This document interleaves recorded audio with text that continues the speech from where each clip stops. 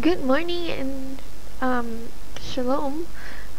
Today is the first day of my YouTube video every day in December vlog. So it's not really a vlog because it doesn't show me, but it shows my computer screen, which is a little bit more interesting, I suppose, than just looking straight at my face. So today I would like to introduce you to a few of my favorite websites over the course of the next week, and I'm going to introduce you to great free resources on the internet that is just going to help you so much in your study, in your work, and it's going to be so profitable that you won't worry about paying for your internet. Your internet pays for itself basically if you get a good and fast one. Okay, so this is Project Gutenberg, and Gutenberg was the Jew who invented the printing press, and these are free ebooks provided in his name. So this is Project Gutenberg offering 40,000 free ebooks. You can download them and read them online. You can even help by recording audiobooks. Actually, let's check that out for a second.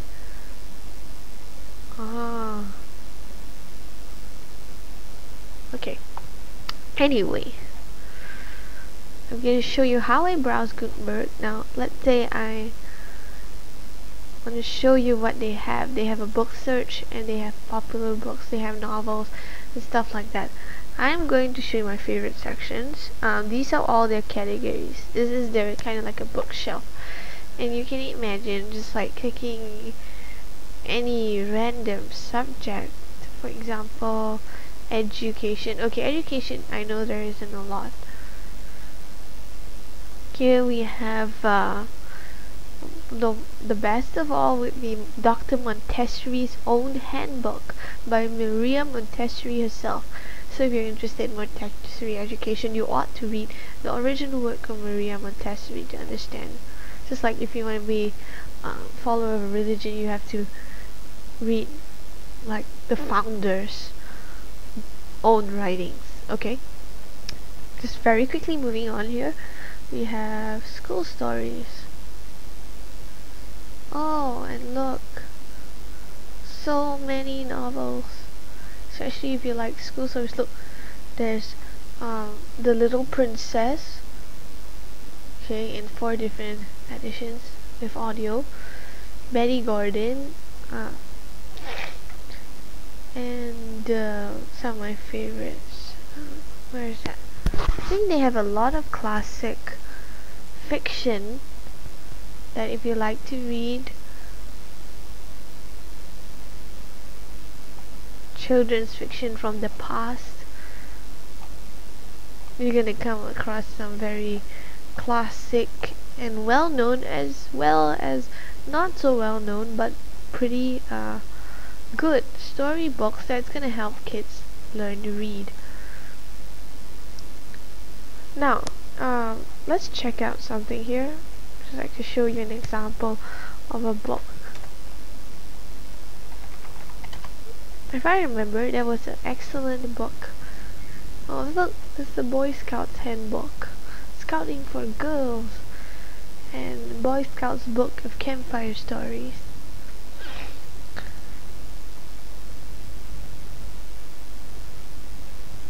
And there was a fantastic one that I just came across recently, and if you would just take a look at it, you will be able to understand. Okay, Shelter Shacks and Shanties by D.C. Beard. It's written in 1916 and it's just so amazing. It shows you a hunter's cabin, and then it teaches you all the different Native American or classic historical construction shelters, shacks, and shanties. And it's a great way to learn history, like if you're learning Native American heritage or African American heritage, or you're just learning about the pioneers. You can actually go and try some of these. The Mountain Goose. tough cave shelters.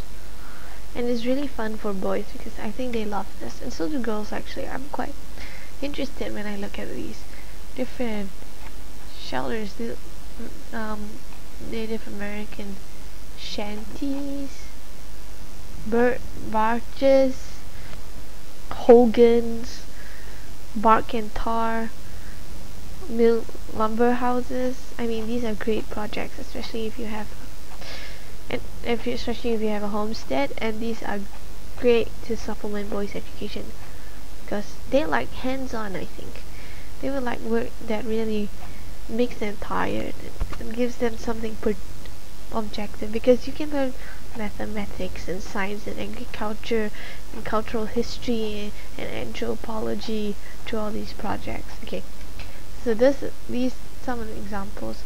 There were some violin making books. Now let's just even interesting titles. Okay, crafts, millinery, make your own hats, handicraft for girls, tapestry, embroidered book binding, quilting, tatting, taxidermy, wood making. I mean, there's just so many fantastic stuff available. Book binding in the care of books. Things to make. If you just click on it, I'm going to show you, it takes you. I usually go for the generate HTML, and if I want generated HTML, and if I want to bring it back down to my computer to save it for later use, I would go and, well, these are projects for boys. I would go and save it in an EPUB file, which is easy to read because it's divided just like a book is. Okay, another thing I'm going to show you is just briefly, so I was going to show you, oh dear, I forgot, never mind, cookery. So there's so many great cookbooks. Oh yes, the Women's Institute, that's what I want to show you. Women's Institute is from the 1940s. They were so hardworking during the Second World War, and they produced these 5 volumes of the most fantastic information. Now, they were famous for their preserving. So I'm just going to show you that some of the information is outdated, but I still find it, these recipes still contain proper measurements and instructions. So Women's Institute, because it's different from today. I mean, the preserving practices are different. I'm just going to show you. Oh, it's beautiful. Sugar fondants.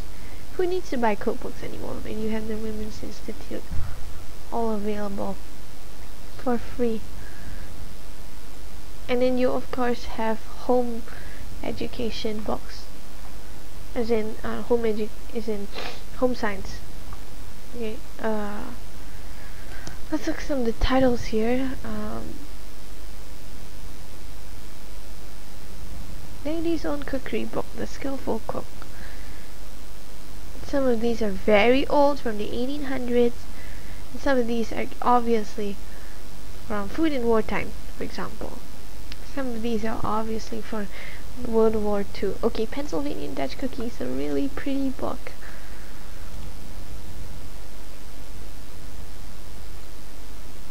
Isn't it beautiful? Kissing wears out, cooking doesn't. Pennsylvania Dutch Cookie, and it has very nice recipes. If you look at some of the earlier books, for example, okay, there's even the story of Crisco, and there's like I think it's Dr. Price's baking powder cookbook, which I found very interesting. So do go and check these out. They even have a vegetarian kitchen, but it's in Dutch. Okay. Dairy, cheese making, cooking eggs, pork making. Let's do soybeans. White House Cookbook. This was a good one. The Jewish Manual by Judith Cohen. I'm going to show you, these are all kosher but historical recipes. I'm going to show you that the old-fashioned recipes may not be so easy to read. Warm 4 ounces of butter mixed with the same quantity of low sugar sifted. Grate in the rind of 3 lemons. Squeeze in the juice of 1 3 well-beaten eggs, a little nutmeg, a spoonful of brandy. Blah, blah, blah. blah blah blah. As you can see, these don't have that nice ingredients listed out, but it's really great reading, especially if you have historical interest. Passover fritters, millet puddings. These are Passover recipes of the ancient kind, belonging to European history. Okay, I'm gonna show you this. Beaton's Book of Needlework. Tatting. This is like historical tatting. So pretty.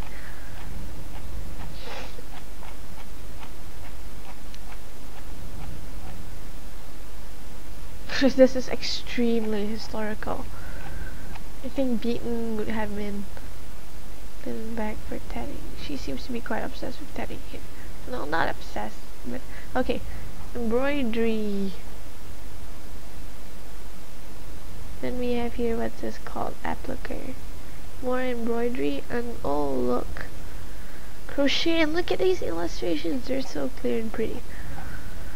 They may not work for you like the language 100%, but they're actually quite fantastic. Patterns and things. The patterns may not be so easy to read. Crochet. And look how long this book is. I'm just like scrolling down. Knitting. Okay, this looks really 1960s. 1860s if you ask me. That's where I would date this book. To the 1860s. Oh, so pretty.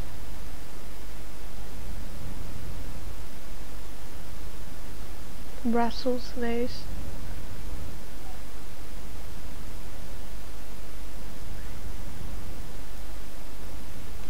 Let's see. It's by Isabella Beaton in 1870. I was not wrong. It's published in... Oh. Okay. So you get embroidery, crochet, knitting, netting, alphabets, monograms, point lace, etc. Fantastic. And this is just a short example of amazing stuff waiting for you. Okay. Digitized sheet music. Okay, not so many. Actually, not that much. But still, there's some. So, go and explore and go check out your hobbies. For example,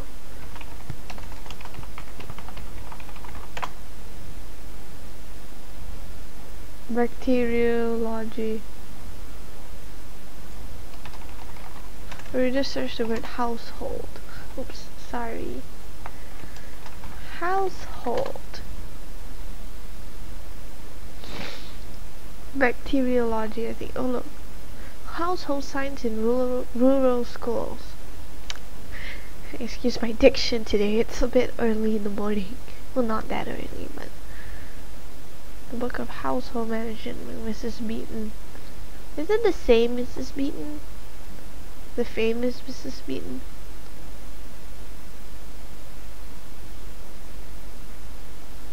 Household administration, household education, help on the farm.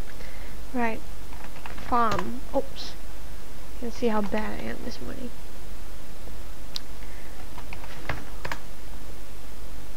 Oh. Oh, pioneers. It's a story. Lessons from an American farmer. Lectures farmer's boy. Electricity for the farm. Prairie Farmer. It's a magazine. Quite interesting stuff. Alright.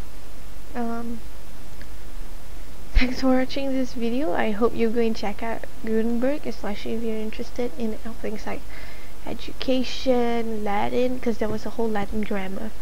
And not just Gutenberg, right? If you just search for ebooks, there's Google ebooks. There's another place which I can't remember. It's like some university site, and there are lots of free stuff that you don't want to miss out on, because there's just so much to read and so much to learn. I can't wait to get through all the Women's Institute books and try out some of the crafts and all that, especially if you're eclectic, self-educated person you use the internet and